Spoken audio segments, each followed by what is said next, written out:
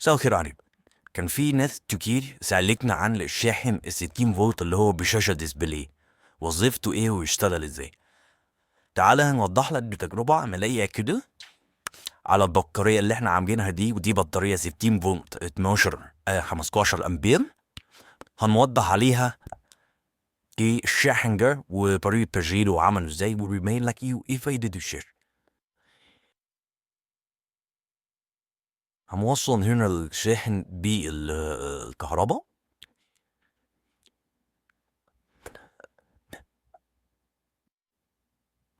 زي ما انت شايف كده.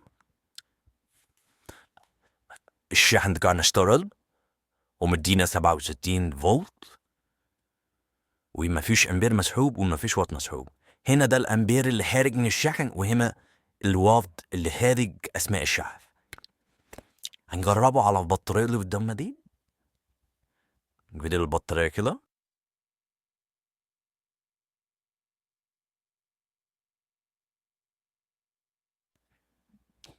ونوصل الشحن. الشحن كده اشتغل كده. بيقول لك ان البطاريه فيها 66.9، وانا ساحب 3.5 امبير بقدره 227 واط، وادي درجه هارت الشحن.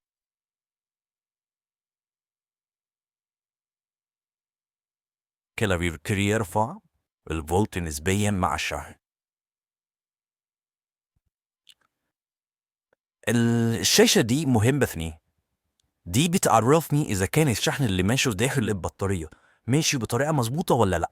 ده معنى إن هنا 67.1 فولت. المفروض كل ما البطارية بتشحن فولت بيبتدي يعلى الأمبير يقل.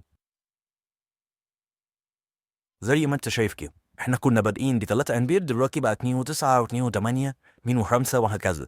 وهذا الوقت كمان قل، وقت الخارج بتاع الشحن قل.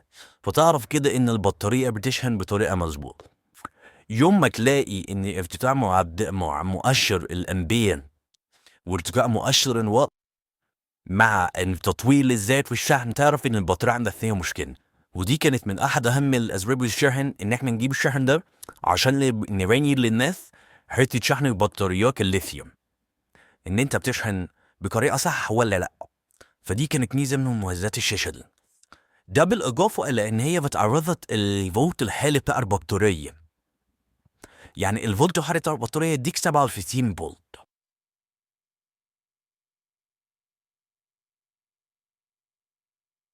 اتمنى يكون الفيديو واضح، واتمنى يكون المعلومه وصلتكم بطريقه صحيحه.